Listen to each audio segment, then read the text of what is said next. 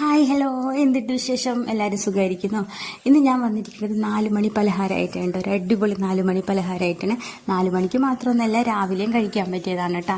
കുട്ടികളൊക്കെ സ്കൂൾ വിട്ട് വരുമ്പോൾ എന്തായാലും ഉണ്ടാക്കി കൊടുക്കാൻ പറ്റിയ ഒരു അടിപൊളി ഐറ്റമാണ് കേട്ടോ. ഇത് പല സ്ഥലത്തും പല പേരിലാണ് കേട്ടോ അറിയപ്പെടുന്നത്. മടക്ക്, ഇലയട, പൊരുത്തിലട, അങ്ങനെയൊക്കെ അറിയപ്പെടുന്നുണ്ട് കേട്ടോ. അതിൻ്റെ ഫില്ലിങ്ങും പലതരത്തിലാണ് കേട്ടോ ഉണ്ടാക്കുക. നമ്മളിവിടെ പൊരുത്തിലടാന്നാണ് കേട്ടോ പറയണത്.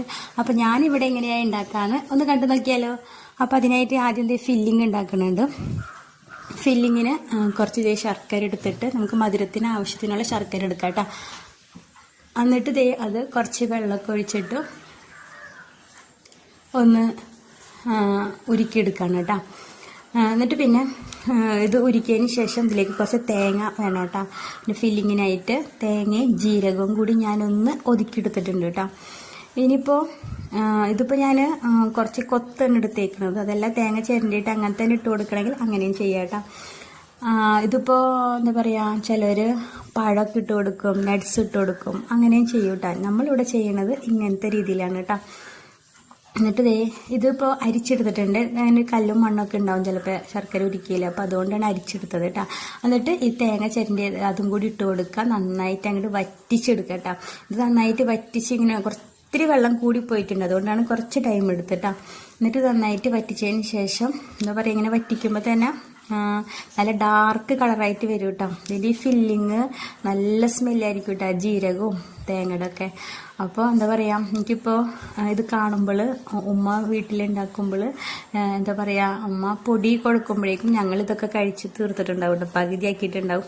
അതിൻ്റെ സൈഡിലൊക്കെ ഇങ്ങനെ പറ്റി പിടിച്ചിരിക്കുമല്ലോ, അതൊക്കെ ഇങ്ങനെ സ്പൂൺ വെച്ചിട്ട് ഇങ്ങനെ ചുരണ്ടി എടുത്ത് കഴിക്കും കേട്ടോ. അതൊക്കെയാണ് ഇപ്പം എനിക്ക് ഓർമ്മ വരുന്നത് കേട്ടോ. ഞാനും ഇപ്പോൾ കുറച്ചൊക്കെ എടുത്ത് തിന്ന് നോക്കിയിട്ടുണ്ട് കേട്ടോ.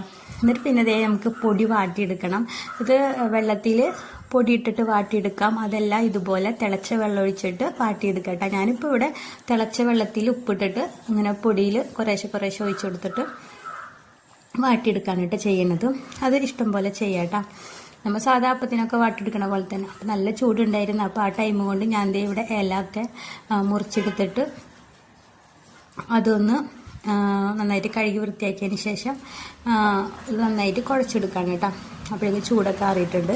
എന്നിട്ട് പിന്നെ അത്യാവശ്യം വലിപ്പത്തിൽ ഉണ്ടകളാക്കിയിട്ട് അതിൽ വെച്ച് പരത്തിയെടുക്കുക, അത്രേ ഉള്ളൂ കേട്ടോ. ഇത് ഞാൻ കുറച്ച് കട്ടിയിലാണ് പരത്തിയെടുത്തേക്കുന്നത്. അതെല്ലാം നൈസായിട്ട് പരത്തണം എന്നുണ്ടെങ്കിൽ അങ്ങനെയും ചെയ്യാം കേട്ടോ.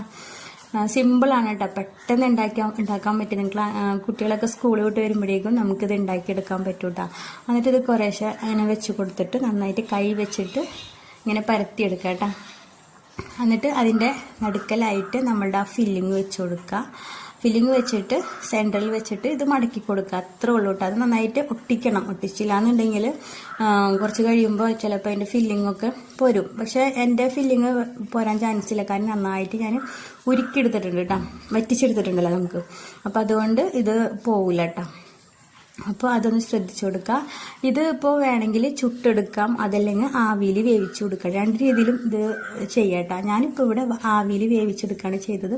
അപ്പോൾ ഇതേപോലെ ഫില്ലിംഗ് ഒക്കെ വെച്ച് കൊടുത്തിട്ടുണ്ട്. അത്യാവശ്യം ലാവിഷായിട്ട് തന്നെ വെച്ച് കൊടുത്തിട്ടുണ്ട് കേട്ടോ. എന്നിട്ട് ഇത് പുഴുങ്ങിയെടുക്കുകയാണ് ചെയ്യണത് കേട്ടോ. അടിപൊളിയാണ് കേട്ടോ, നല്ല മണമാണ്.